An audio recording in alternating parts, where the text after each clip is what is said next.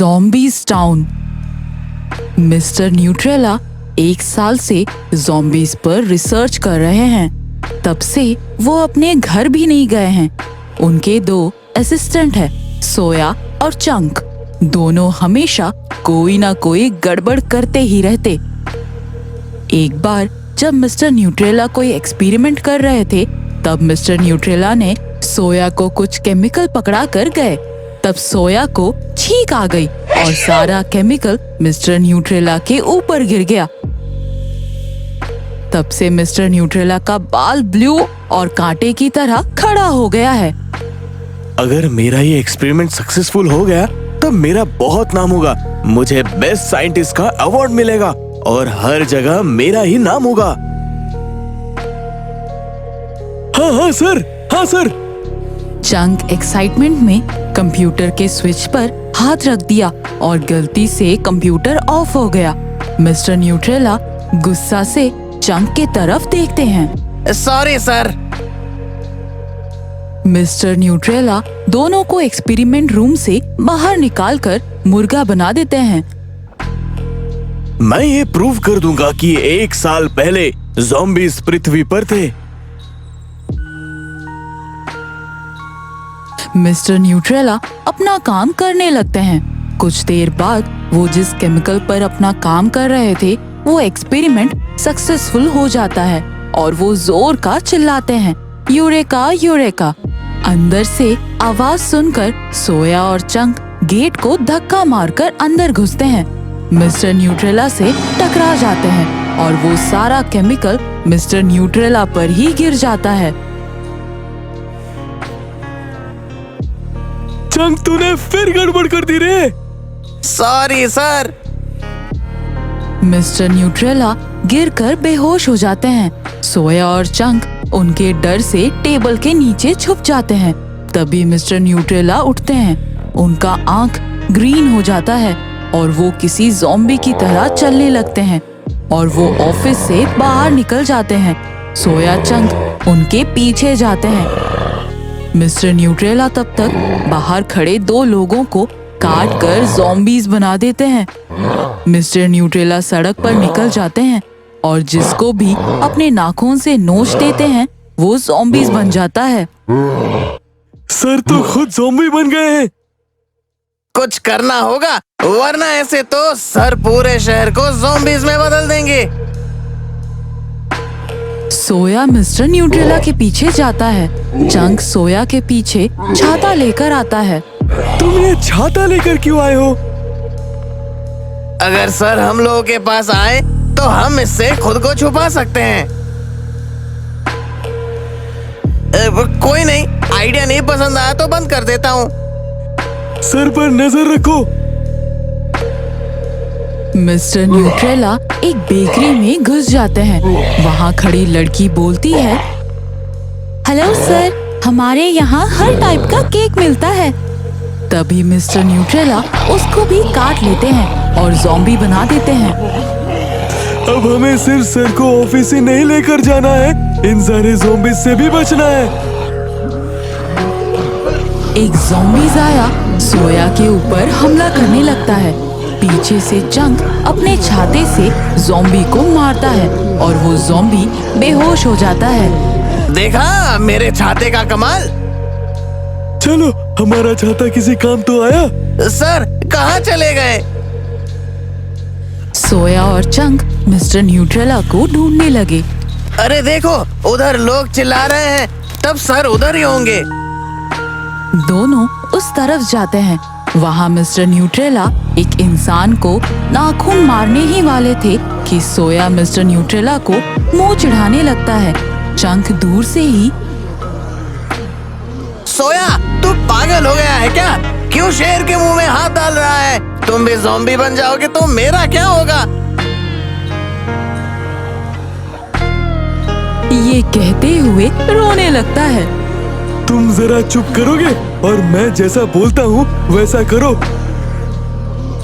सोया chunk की तरफ एक पेपर फेंक देता है। चंक उसको लेकर ऑफिस की तरफ भागता है। सोया मिस्टर न्यूट्रेला को मुंह चिढ़ा तो कभी पीछे मुड़कर उनकी तरफ कमर हिलाकर उनको गुस्सा दिला रहा है। आओ आओ, मुझे पकड़ कर दिखाओ, आओ मेरे पीछे आओ।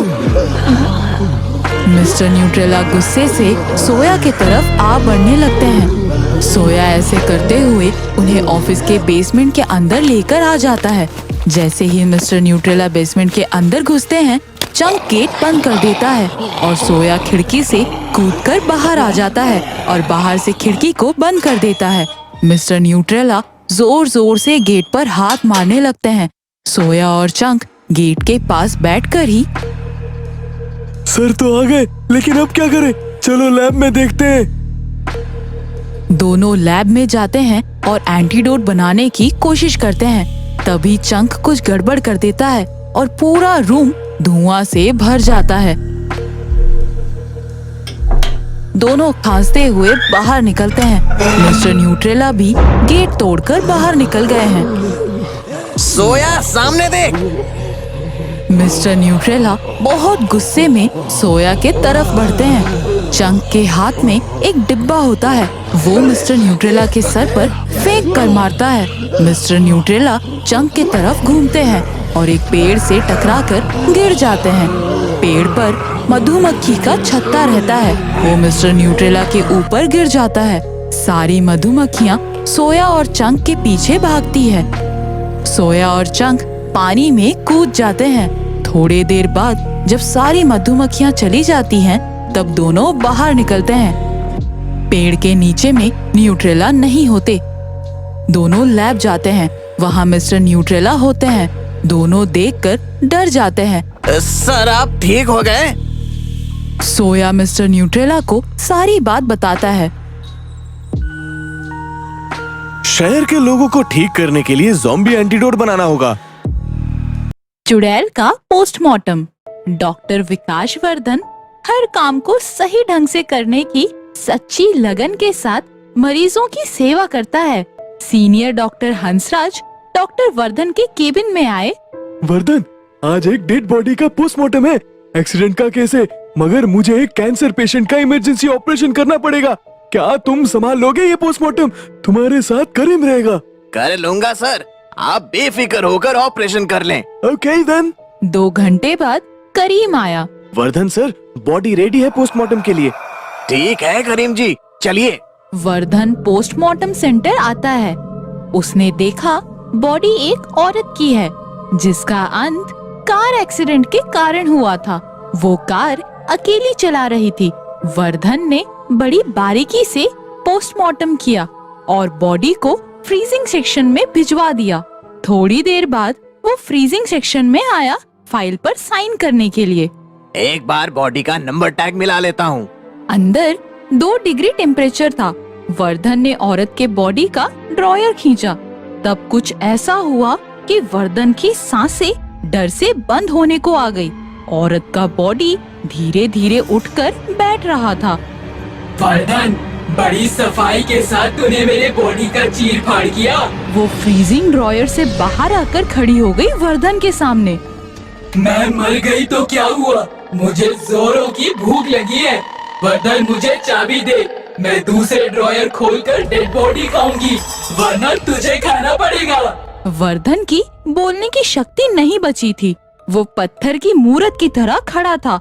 चुड़ैल ने अपने बर्फ की तरह ठंडे हाथों से वर्धन की जेब से चाबी निकाल ली, फिर एक ड्रॉयर खोल लिया और उसमें रखे डेड बॉडी को 2 निवाले में चट कर गई। वर्धन, मैं चुड़ैल बन चुकी हूँ। तू रोज आकर मुझे डेड बॉडी खिलाते रहेगा, लेकिन इसके लिए मुझे एक काम करना पड़ेगा। चुड़ैल वर्धन के पास आई। उसके पैने दांत बाहर आ गए। उसने अपने पैने दांत गड़ा दिए वर्धन के कंधों पर। अब तू मेरे काबू में है। अब मैं आराम करूंगी, तू भाग। चुड़ैल अपने ड्रॉयर में घुसकर लेट गई। ड्रॉयर अपने आप बंद हो गया। वर्धन मूरत की तरह अपने केबिन में आकर बैठा। रात के 1 बजे फिर चुड़ैल वर्धन को खींचती हुई ले आई। ड्रॉयर अपने आप फिर से खुल गया। चुड़ैल रात में सो नहीं सकती, मुझे शमशान जाना है। वहाँ का गंध लेना है मुझे, नहीं तो मेरा कलेजा फट जाएगा। तुझे भी साथ रहना है, क्योंकि मैंने अपनी थोड़ी सी जान तुझ में डाल दी है। तेरा सही सलामत रहना मेरे लिए बहुत जरूरी है। चुड़ैल ने वर्धन को गर्दन से पकड़ा और साए साए करती हुई उड़कर शमशान पर मंडराने लगी। वहाँ हड्डियों पर तांत्रिक बाबा ध्यान लगाकर बैठे थे। उनका ध्यान टूट गया।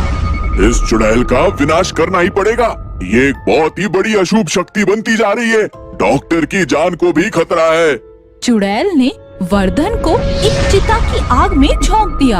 अब डॉक्टर को भून के खाना है। मेरी प्रेत शक्तियाँ और भी ताकतवर हो जाएंगी। तांत्रिक ने जल्दी से एक रुद्राक्ष की माला हवा में घुमाकर छोड़ दी।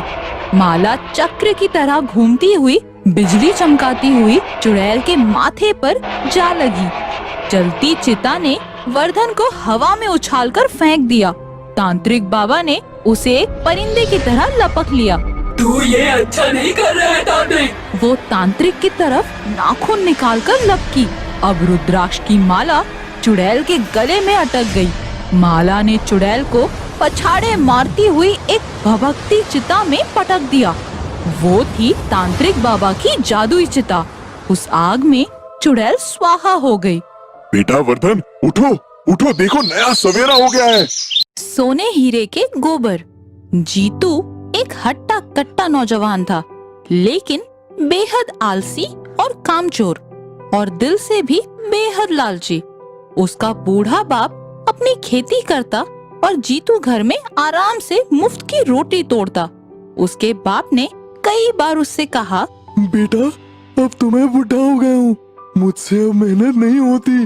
तुम खेती बाड़ी का काम सीख लो या फिर खेती में मेरा हाथ ही बटा दिया करो, तो तुम्हें खेती का काम भी अपने आप आ जाएगा और मेहनत करने की एक अच्छी आदत भी बन जाएगी। मुझे खेती करना पसंद नहीं। मैं कोई बड़ा काम सोच रहा हूँ, कोई बड़ा हाथ मारूंगा। तुम बैठे बैठे निठल्ले ऐसा ही सोचते रहो, जिंदगी निकल जाएगी। कोई काम नहीं होने वाला तुमसे, काम चोर रह जाओगे तुम। इसी दुख के साथ एक दिन जीतू का बाप इस दुनिया से चल बसा। धीरे धीरे घर का सारा अनाज खत्म हो गया। मन मारकर जीतू को अपने खेत पर आना ही पड़ा। खेतों में जैसे तैसे हल चलाते हुए वो मन में बड़ी बड़ी बातें सोच रहा था। ये खेती का गंदा काम ज्यादा दिन करने वाला नहीं। मैं कुछ ऐसा बड़ा करूंगा कि आराम से जिंदगी कट जाए। उल्टा सीधा चलाने से उसका हल जमीन के अंदर एक बड़े से पत्थर में फंसकर टूट गया। पत्थर पर हल के लगते ही उसमें से एक साधु प्रकट हो गए। मैं एक साधु हूँ। इस पत्थर के अंदर बैठकर हजारों सालों से तपस्या कर रहा हूँ। मुझे मालूम था कि जब किसी का हल इस पत्थर से टकराकर टूट जाएगी तो मुझे समझना होगा मेरी तपस्या पूरी हो गई है। आज तुम्हारा हल टूटा, इसका मतलब मेरी तपस्या पूरी हुई। तुम्हारी तपस्या तो पूरी हुई, लेकिन मेरा क्या? मेरा तो नुकसान हो गया ना, इसका क्या करें? कोई बात नहीं, आज के बाद तुम्हारे दोनों बैल जब गोबर करेंगे वो सोने का हो जाएगा। तुम आराम से जिंदगी गुजार लेना। ये कहकर साधु ओझल हो गए। तभी जीतू के एक बैल ने गोबर किया। वो पूरे सोने का था। जीतू के खुशी का ठिकाना ना रहा। उसने सोने के गोबर उठाए और दोनों बैलों को लेकर घर आ गया। अब जीतू दिन भर अपने बैलों के सोने के गोबर जमा करता और हाथों पर हाथ धरे चैन की बंसी बजाता। कुछ दिनों के बाद, मेरे पास बहुत सारा सोना जमा हो गया है, लेकिन इससे दिल नहीं भर रहा। अब की बार वो साधु दिख गया तो अपने हल टूटने का हर्जाना कुछ और ही वसूल करूंगा। दूसरे दिन अपना हल लेकर पहुंच गया फिर से अपने खेत पे। जानबूझकर उस पत्थर से फिर टक्कर मारकर अपना हल तोड़ दिया। ओ साधु, देखो मेरे हल टूटने का हर्जाना तुमने पूरा नहीं भरा, अब आकर पूरा भरो। साधु प्रकट हो गए और मुस्कुराकर बोले, कोई बात नहीं बेटा, अब तुम्हारे दोनों बैल हीरे जवाहरात के गोबर क्या करेंगे, जितना चाहे हर्जाना वसूल कर लेना। ये कहकर साधु गायब हो गए। अब जीतू के दो बैलों ने हीरे जवाहरातों के गोबर करने लगे। इस तरह उसका घर पहले तो सोने से भर ही चुका था, अब हीरे और जवाहरातों से भी भर गया। कुछ दिनों के बाद अपने लालची और आलसी आदत के मुताबिक उसने फिर सोचा, अरे ये सोना हीरा जवाहरात तो बहुतों के पास होते हैं, मैं कौन सा इनसे बड़ा और अमीर आदमी बन गया। अब की बार साधु से मैं ये आसमान के चांद, तारे, सूरज सारा कुछ मांग लूंगा, जिससे मेरी बराबरी कोई नहीं कर पाएगा। उसकी सोच में घमंड और लालच की कड़वी बू आ रही थी। अपना हल और बैल लेकर पहुंच गया अपने खेत पे।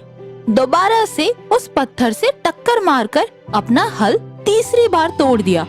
फिर उसने चिल्लाते हुए कहा, अरे ओ साधु, तुमने मुझे मेरे टूटे हल का सही हर्जाना नहीं दिया है, आज तुम्हें सही हर्जाना देना ही होगा। साधु मुस्कुराते हुए प्रकट हो गए। सही बोला तुमने जीतू, तुम्हें आज तक मैंने सही हर्जाना दिया कहाँ है? सही हर्जाना आज दे रहा हूँ तुम्हें, क्योंकि तुम उसी के लायक हो। ये कहकर साधु ने हल पर अपनी उंगलियां फेरी। हल पूरा जुड़ गया। ये लो, तुम्हारा हल जुड़ गया, यही है तुम्हारा सही हर्जाना। पहले जो कुछ भी मैंने तुम्हें दिया था वो तो सही हर्जाना था ही नहीं, इसलिए उनको मैं वापस ले लेता हूँ। इतना कहकर साधु आसमान में गायब हो गए। इधर जीतू ने देखा उसके घर के सारे सोने, हीरे, जवाहरात साधु के पीछे पीछे आसमान में गायब हो गए। वो भागा भागा अपने बैलों के पास पहुंचा। मेरे बैल तो अभी भी हीरे जवाहरात के गोबर करते हैं, मुझे किस बात की परवाह। लेकिन ये क्या, उसी वक्त उसके दोनों बैलों ने गोबर किए, जो सही में पूरे गोबर ही थे। तो दोस्तों, हमने इस कहानी से ये सीख ली कि कभी भी हमें लालच नहीं करना चाहिए और आलसी बिल्कुल नहीं बनना चाहिए।